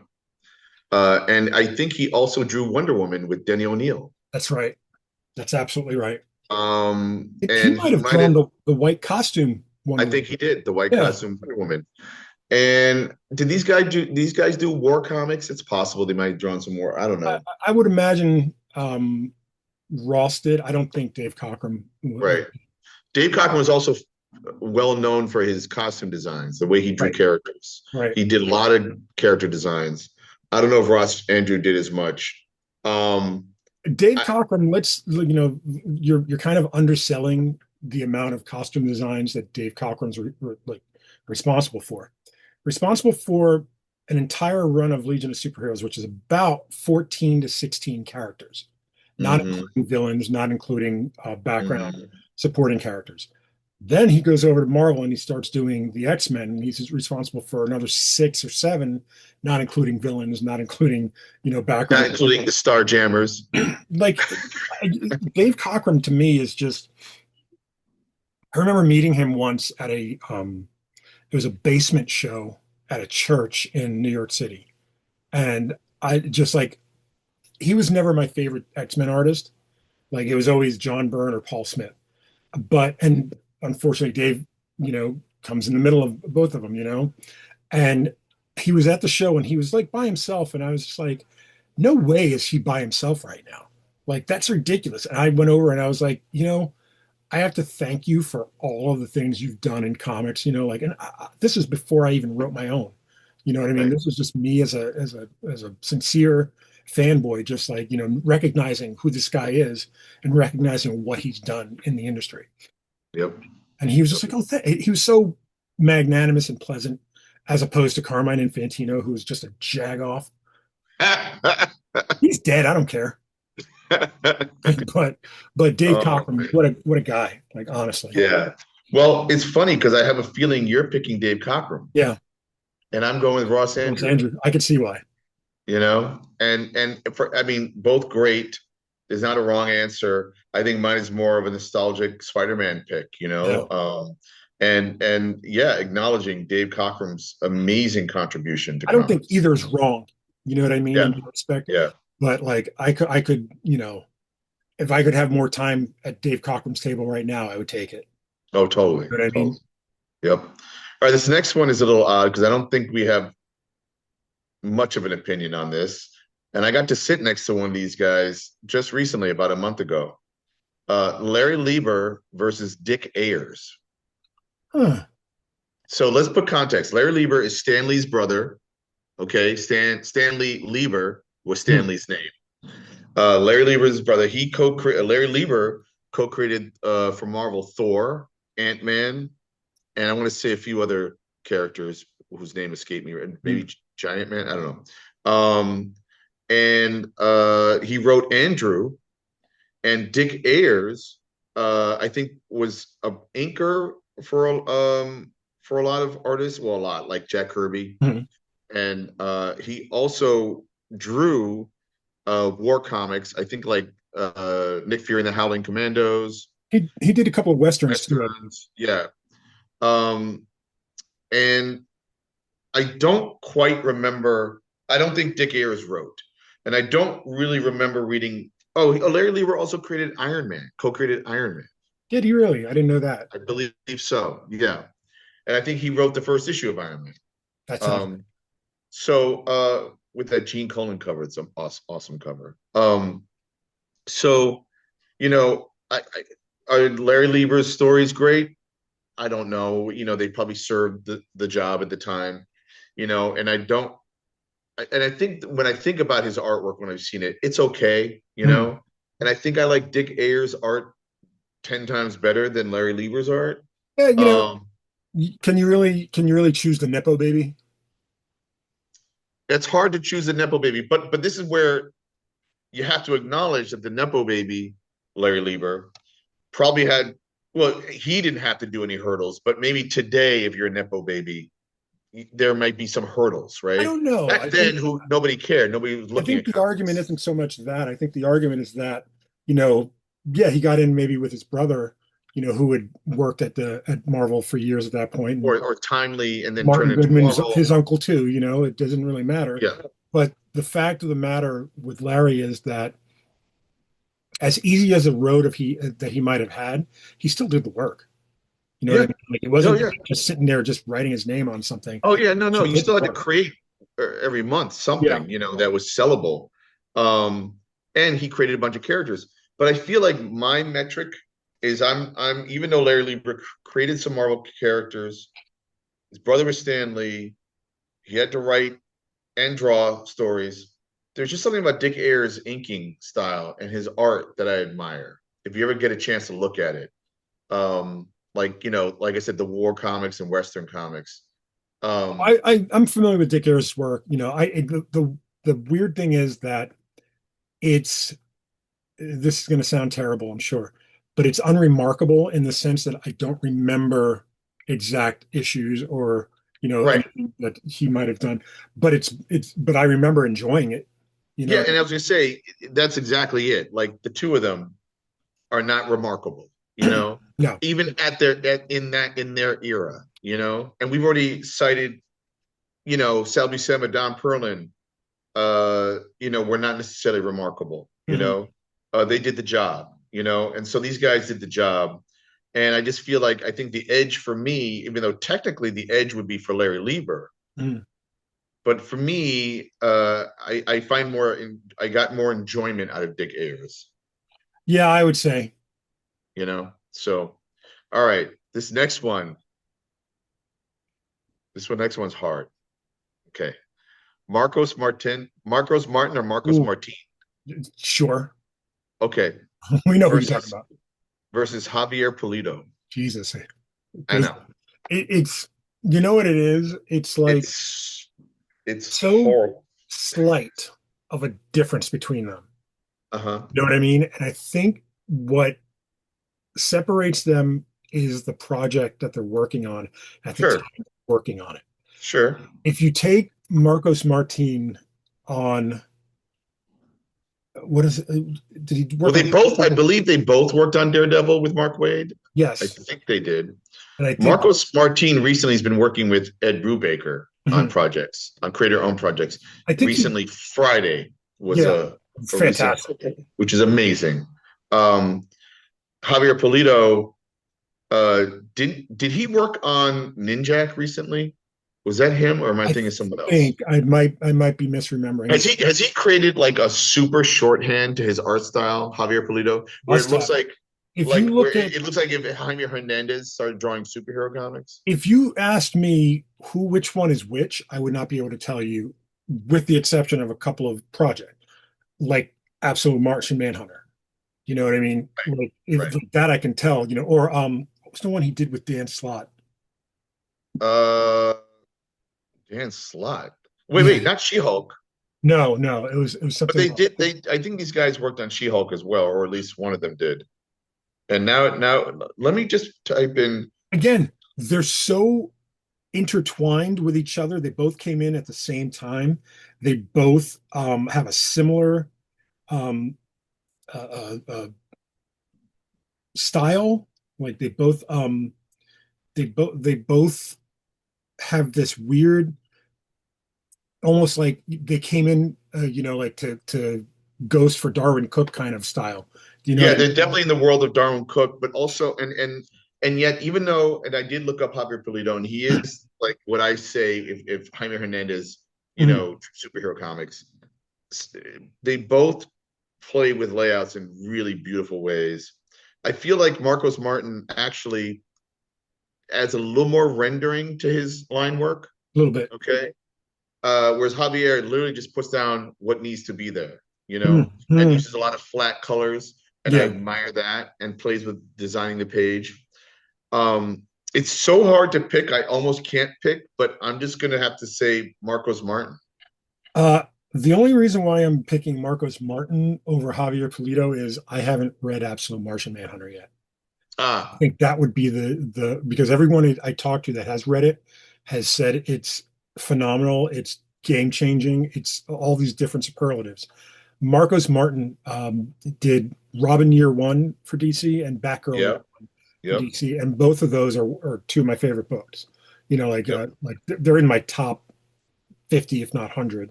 yep. Like they're up there because they're beautiful to look at. Um, Javier Polito, I think he did a Human Target. I can't remember. So it's so weird how they both kind of occupy the same space. Yep. It's like Jorge Jimenez and Dan Mora currently. Like they both occupy the same kind of artistic space. Dean is showing me Javier Polito's Shazam or Captain Marvel.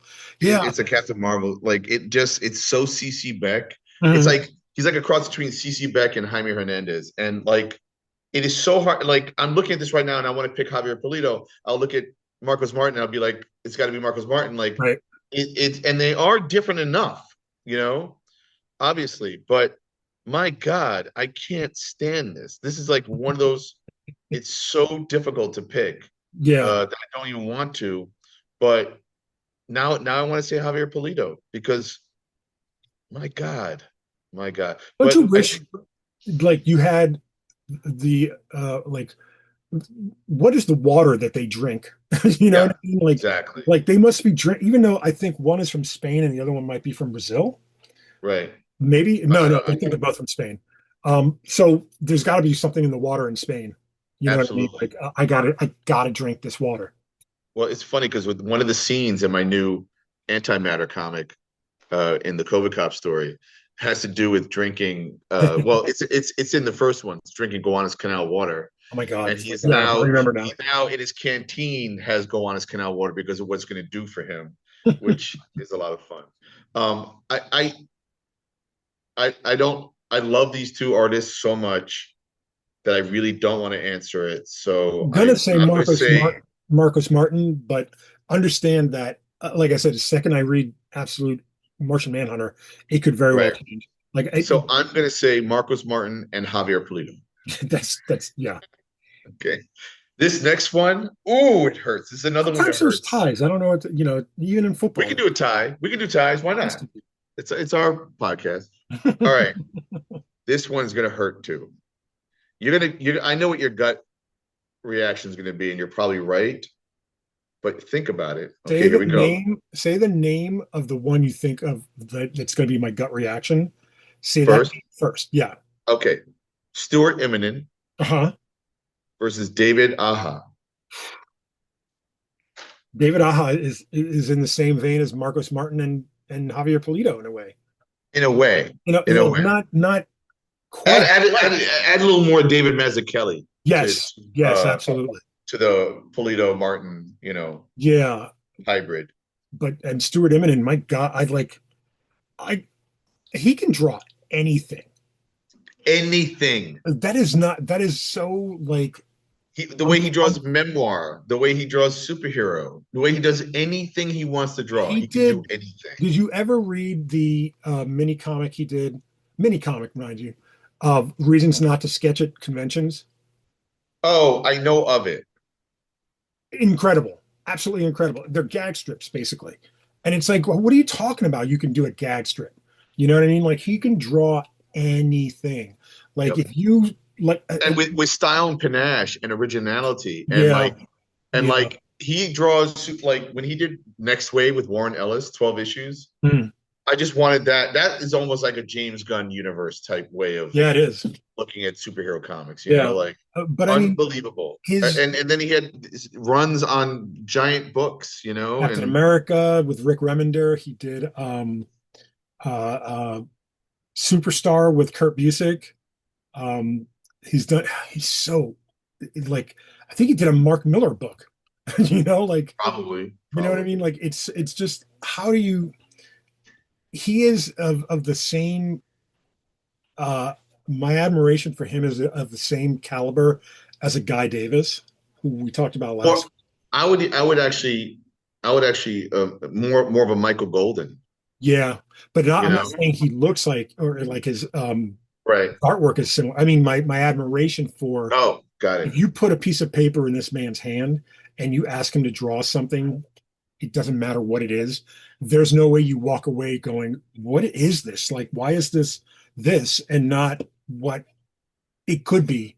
You know what I mean? Yep. Like, it's like the two of them, but especially Stuart Immonen, in a weird way, philosophically, can see the potential of paper. Mm-hmm. You know what I mean? Like, Potential of paper. you know what I mean? Like, looks at a Yeah. blank piece of paper and just goes, I know how exactly to fill this piece of paper. Right. You know what I mean? Right. Like it doesn't make sense. It's not, it's a philosophy that I feel like I'm still trying to, and I'm not an artist, so I don't know that I'll ever quite get it. But Right. it's a philosophy that I'm still trying to wrap my head around. Like the Yep. idea of the blank page and how we fill it. Yep. Like and I don't, he just knows almost like instinctively. And the way he just draws figures or anything, a plant, it doesn't matter. And I don't mean to take He's anything got away. such elegance to it, Yeah, I don't mean to take anything away from David Aja, like his like Hawkeye and his Iron With Fist. Matt Fraction, he did a great run of Hawkeye with Matt Fraction. Yeah, He like did The Seeds with Anna Senti. so inventive, so like his layouts are so like not typical. Like another person that can look at a page and kind of see the potential in it, but not, I don't think it's preternatural. Like I Mm-hmm. think Stuart Eminem might have sold his soul. You know, Mm-hmm. Mm-hmm. like Mm-hmm. Robert Johnson in the Delta learning how to play blues guitar. I think that's Stuart Eminem. Absolutely. And like his art is always writing. It's always serving narrative. Yeah, So yeah. constantly serving narrative, I would say Stuart Eminem, just based on that, like he is the most naturally gifted person I've ever watched draw a picture. Mm-hmm. And I, Mm-hmm. after he did that mini comic of not to draw sketches, I somehow got him to do a sketch for a friend of mine. Somehow. I got to sit next to him at some show for a weekend or whatever, and his wife, who's a writer, they collaborate. Sweetest guy, so talented, like in the Mazzucchelli, caliber of genius, Mhm. I wish we saw more comics from him. I think Maybe we will. I don't Stuart, know. Stuart Eminem and Gabriel Hardman are of the same caliber to me, like, in terms of like how they fill a page and how they, Mhm, work. Like, mhm, I just think in a weird way, I think Gabriel Hardman works backwards and he sees the shadows of everything before he actually mhm, sees the page. Um, mhm. so like, I think they're both high regard for me. Right. Well, yeah, and again, David Aja is no slouch, but I think No, no. Eminem might take this one, right? And I almost want to say like, let's just go for it and say Stuart Eminem versus Jack Kirby, and like, really, like, It'll be a battle. It'll be a like battle. what is the truth here? Like there's a there's an artist that probably you're familiar with, but probably not in terms of verses. But his name's Dustin Weaver. He did Shield with Jonathan Hickman, and Dustin Weaver can draw circles around like any six artists. Like, Wow. and I don't mean that as disrespect towards you or any artist that's watching. Yep. I just Yep. mean that when, like, I've never seen a empty background. I've never Right. seen a background that didn't make sense to the story. I've never seen mechanics of, like when you look at something, you're like, oh, in comics, there's a suspension of disbelief. But when you look at Dustin Weaver's mechanics, you're like, that's how that works. Oh, okay. And Right. Stuart Eminem's the same way. I think Yep. it's a very similar kind of, that guy gets it, like Yeah. somehow. You're reminding me, Chip Zdarsky wrote an interesting like future Avenger story a couple of years ago, Yeah, and I'm trying to remember the name of the artist. Daniel And Acuna. oh, Yeah, Danny's that great. guy's kind of in the like, poking Yeah, his head into the imminent world, he's he's. somewhere. I think because he's getting the work that Stuart Eminem probably is, you know, not able to do or just flat out saying no to do other work. I think Sure. Danny is kind of filling that space. Like, yeah, he's definitely of that same ilk. Yeah, totally. All right, this is the last one before I get into some writers, and then we'll go back to artists again. So I Okay. might want to do a few more where we do as a versus that's going to hurt so much when I Okay. tell you. Okay, and then we can do a couple writers unless you want to wrap it up. I Okay, almost here we want to go. end on the artist so that way we can keep writers fresh. Okay, and we will have other artists again, Yeah, yeah, yeah. so we can save writers for Yeah, next let's time. do Okay. that. All right, then this is the last one. This one hurts so much. Oh my goodness, he's going to throw us a John piece Paul of cake. Leon. John It's Paul like Leon. John Paul Leon versus Chris Samney. JPL did me a huge solid. He it was Tommy Lee Edwards that I was talking to. Tommy Lee Edwards did this question piece for me. I had you might remember this from when we were in the studio. They never collected the Tommy Lee Edwards um, question miniseries that he did Hmm. with crud. I can't remember who wrote it.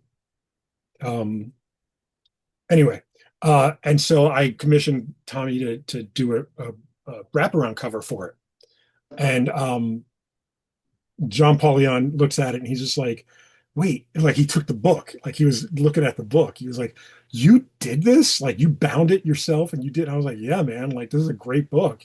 And he's like, and he's like, he looked at Tommy and he goes, you need to do a better cover. That's hilarious. But like, That's first of all, hilarious. that dude gone too soon. Absolutely. Oh, But I mean, John Paul would, Leon passed yeah, away. Yeah, like would I'm it, trying to find the writer of this. I think it was Rick Veitch. yes, yes, it was. Wow, Yeah, I got to get this. you're gonna have to get issues unless you want to borrow my book. Why didn't they collect them? Because DC at the time was not smart about things. I don't know what to tell you, but yeah, it's a great book. Like it's fantastic. The art is amazing. But John Paul Leon, like again, the things we could have seen from him had he not passed young. You know what I mean? Like Well, and I'm not familiar with a lot of the work he did, but his art is so unbelievable. Like when we talk about heirs to Alex Toth, he is in Hmm. the top three, maybe heirs to Alex Toth. If But you've then I'm ever using Chris Samney as well as an Alex Toth connection. the thing that I think informs John Paul Leon's work or his oeuvre maybe would be Earth X that he did with Alex Ross. Like imagine Alex Ross picks you to draw his comic that he's Yeah, writing. You know, yeah, instead of drawing it himself. Like, first of all, huge compliment, I would imagine, because Alex Ross could do it. yeah. And like he's, in every issue, he's got all his sketches in there. And it's like, why aren't you drawing the book, And like you Right. see the guy who's drawing it, and it's like, Jesus Christ, like, like no wonder. And then Mm. with Chris, like Chris is like he is tearing it up, man. Like he's like it's almost like this is going to sound weird because it's not true, but I almost feel like we watched him grow up in public. Do you know what I John, mean? Chris Samney, you mean? Yeah, like Oh, totally. And there was a he made a severe arc and a turn where like suddenly he became Chris Samney, he you was know? doing Greg Rucka Queen and Country, and I think he might have done a whiteout story as well by Greg Rucka over at Oni. And then suddenly, like I have like one of his earlier sketchbooks from meeting him at a Heroes Con. You know what I mean? And like we sat and we were talking stuff. And then, we started following each other online. And like he and a couple other guys, Evan Shaner, Dan Mhm. McDade, and Chris, and I think Ramon Perez. Excuse me, Ramon Perez, another great artist. My goodness. Oh, Um, Ramon's awesome. like they started doing Great this guy kind too. of Twitter thing where they would all pick a character and they would just draw it, and it's just like, how do you pick? Do you know what I I mean? Like, know. I know. and so that's how I got to know Chris. And then Mm, suddenly he's drawing things with Mark Wade. And it's yep. just, what are you talking about? I Like know. you think he came out of nowhere, but like he's been there the entire time. And like I said, we've been watching him grow up slowly. And Yeah. when you put him against John Paul Leon, um, I think it's a matter of time. A matter of time. It might be even next week when the next issue of Batman and Robin comes out, or something. It's a matter of time before we're starting to call Chris Samney a master.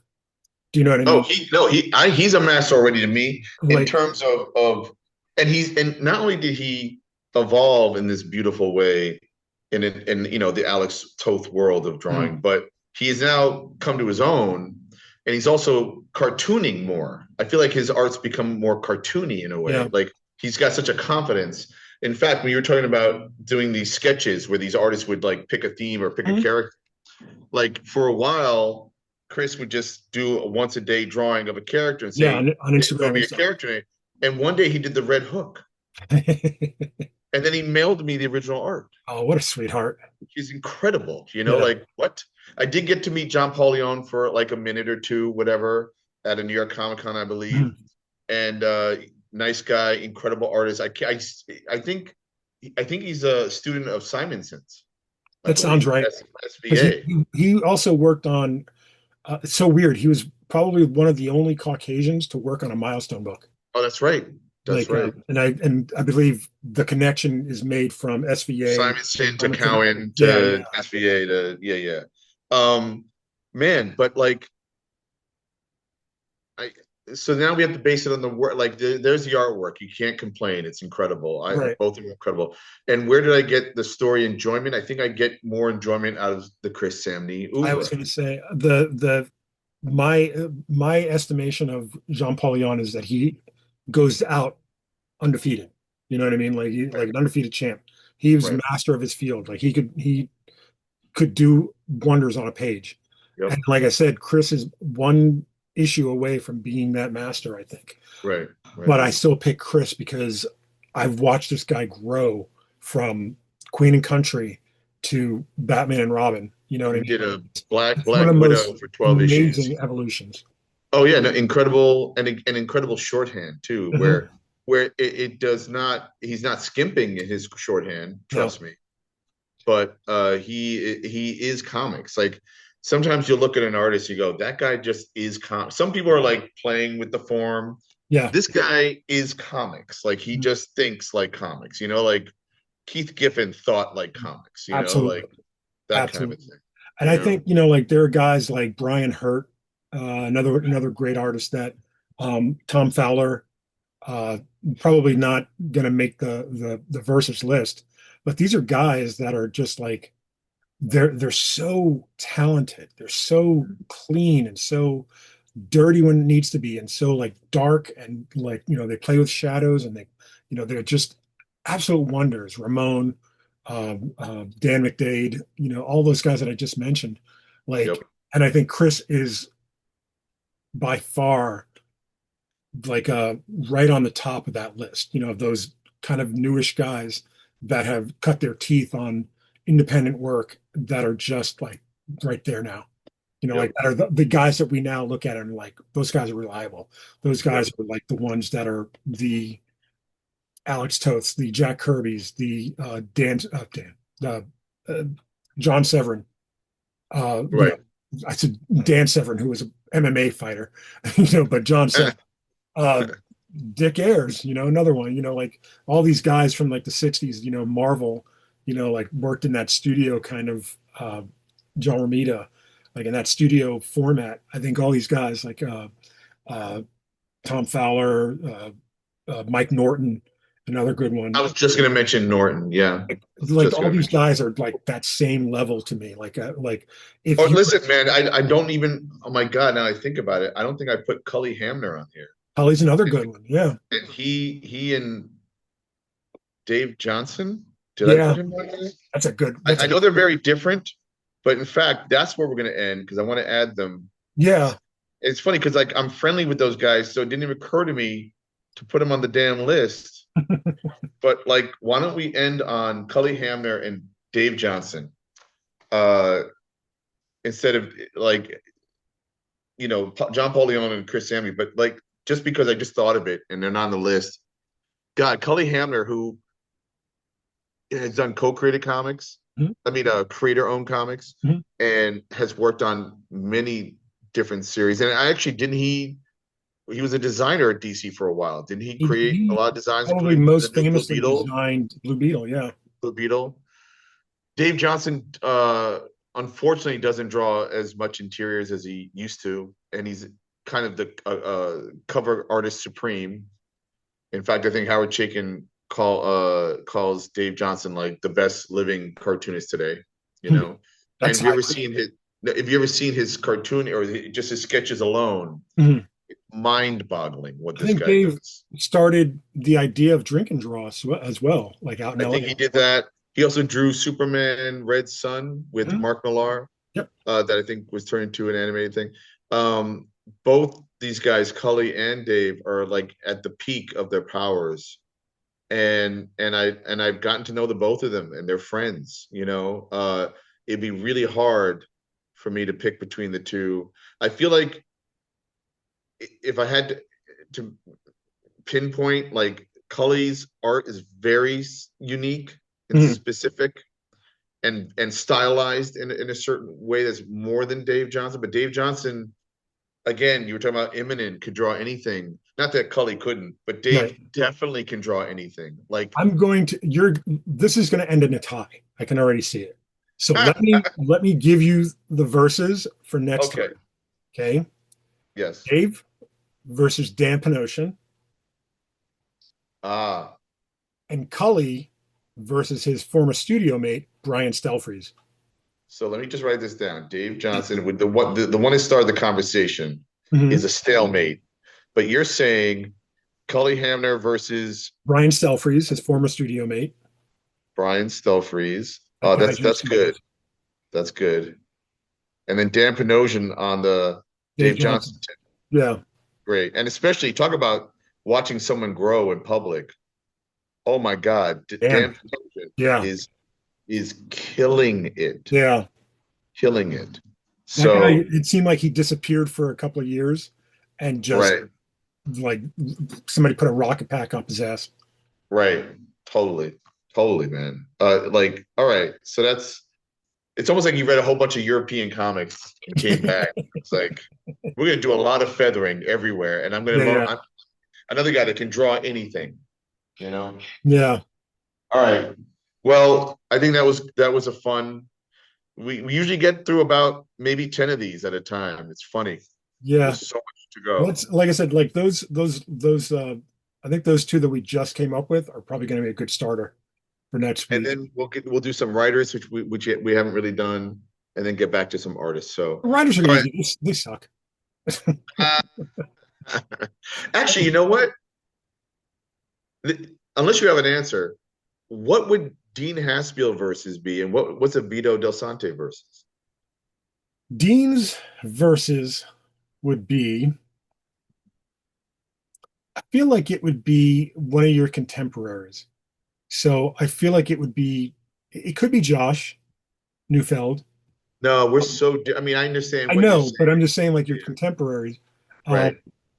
I feel like it could be um, not Darwin, although like there's a similarity between you two. But give me Uh, a chance. Give me a fighting chance. I mean, like and for me, I don't know that there's, you know what? Whoever's watching and listening, you guys pick our verses. How about That would that? be great. I'd like to hear, and then if they come up with a bunch of different ones, we can play that game. I was almost going to say for me, and he would win. Maybe Michael Avon Oming. Maybe. I mean, just I in don't. terms of Yeah, I don't the know that that's a blockiness. clear win though. I mean, it could be just based Or, on. or wait, maybe we should pick someone that also writes, since I'm also writing, Hmm, someone that writes and draws. Mike And for does. you, man, I'm God. Like, who's a contemporary for Vito Delsante There ain't one. writing comics? You know what? Although he's got more comics under his belt than you, Hmm. but stylistically, I can't pinpoint him. Um, I was thinking maybe well, it's not Alex Segura. He's after you, right? Like he's not a con. He's a contemporary, I would say. The other one that I might think would be a good name, at least, to compare to would be Matthew Rosenberg. Also Oh, at a interesting. comic store, worked at Forbidden Planet for a couple of years. Uh, he's gotten definitely more work, in terms of both Right. image and, and stuff. But I think he would be possibly the one. Alex would be a good one too, I think. But Well, uh, Alex, because he hopscotches like you do between mhm. mainstream and independent. Yeah. Whereas, oh, but so did Matthew. Mhm. Um, Interesting. Okay, that's not bad. But I'm also now, yeah. All right. Well, maybe anybody listening, if they want to put in the comments, Yeah, like, that like I'd like to see what everybody else says. but legit ones, not like Kirby Not your or cousin. or my or cousin or something like that. All right. Well, everybody, thanks for listening. And before we split, I want to remind people. I think this show is going out on a Monday. Um, what like the 6th or something, Yeah, or and then I'm going to be launching Antimatter on Kickstarter on October Tuesday. 7th, Tuesday, October 7th, and then what do you call it? Then I'll be at New York Comic Con, and then the weekend after Baltimore Comic Con. But that campaign's going to be up for a month, Yeah, so 30 hold days out, folks. goes quick, man. I know, I Never, know, you don't even realize it. Even when you hit the remind me and you're like, oh my God, so 2 days left. I know, I Like know, it's crazy. Well, I know. good luck. I'm sure Thank I'll you, be one of the early ones. So, I mean, you thank got you. me at the very least. Thank you, everybody, for listening. As Dean said, we'll see you guys on Tuesday at his Kickstarter page, which will be in the notes. Oh, yay, yay! Yay, yay, yay. I swear I do that for you. Good night, everybody.